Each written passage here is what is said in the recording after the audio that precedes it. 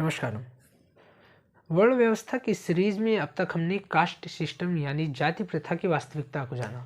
अब समय है वर्ण व्यवस्था की वास्तविकता को जानने का। जब भी हम वर्ण व्यवस्था के विषय में चर्चा करते हैं तो तीन मूल प्रश्न हम सभी के मस्तिष्क में आते हैं। पहला कि वर्ण व्यवस्था आखिर रची किसने। दूसरा कि आखिरकार समाज में वास्तव में वर्ण कितने हैं।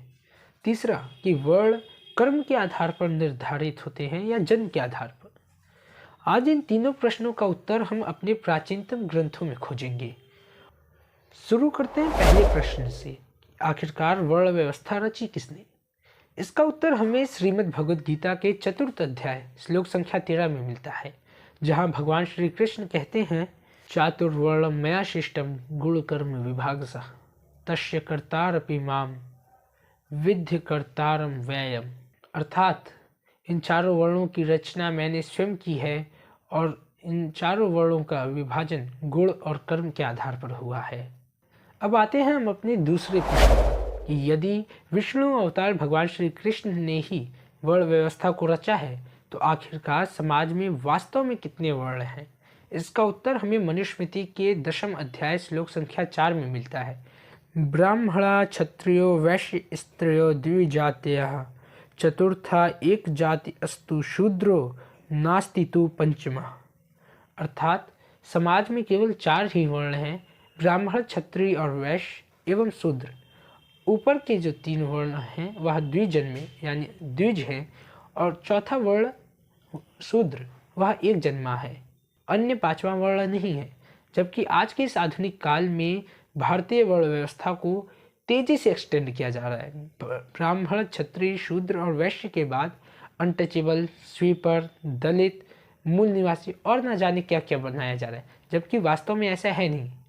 अब आते हैं हम अपने तीसरे और आखिरी प्रश्न पर कि यदि वर्ण व्यवस्था की रचना कृष्ण भगवान ने की, वर्ण 4 हैं, तो वर्ण का निर्धारण किस आधार पर होता है।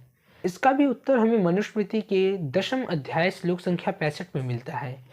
शूद्रो ब्राह्मणात्मेति ब्राह्मणाश्चैति शूद्रताम क्षत्रियाज जातमेवं तु विद्याद् वैश्यात् तथैव च। अर्थात शूद्र अपने गुण और कर्म के आधार पर ब्राह्मणत्व को प्राप्त हो जाता है और ब्राह्मण अपने गुण और कर्म के आधार पर शूद्रता को प्राप्त हो जाता है, और यही नियम क्षत्रिय और वैश्य पर भी लागू होता है। इस श्लोक से हमें यह ज्ञात होता है कि भारत में वर्ण व्यवस्था जन्म आधार पर नहीं बल्कि कर्म आधार पर सदैव से थी। निसंदेह भारतीय वर्ण व्यवस्था पिछली कुछ शताब्दियों में पूरी तरीके से चरमराई, और इसका क्या कारण है यह हम पिछले वीडियो में जान चुके हैं। अब यहाँ एक और मूल प्रश्न उठता है कि यदि किसी भी व्यक्ति का वर्ण उसके द्वारा किए गए कर्म के आधार पर निर्धारित होता है तो व्यक्ति का वर्ण उसके जन्म में क्या होता है। तो इसका उत्तर हमें स्कंद पुराण में मिलता है।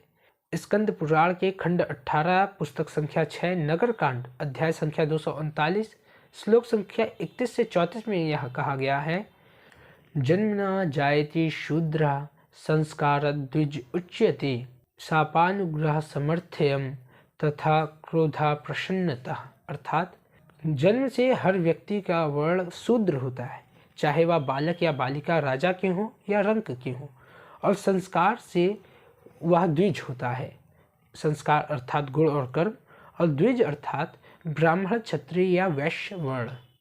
अंत में यह बात मैं केवल उन दर्शकों से कहना चाहता हूँ जिनको स्वयं के हिंदू होने या स्वयं के सनातन धर्म के अनुयायी होने पर गर्व है, जो स्वयं की कोई अन्य पहचान नहीं मानते। कृपया कर इस वीडियो को अधिक से अधिक साझा करें, जिससे कि किसी भी व्यक्ति के मन में अपने धर्म को लेकर ग्लानि भाव ना रहे। धन्यवाद।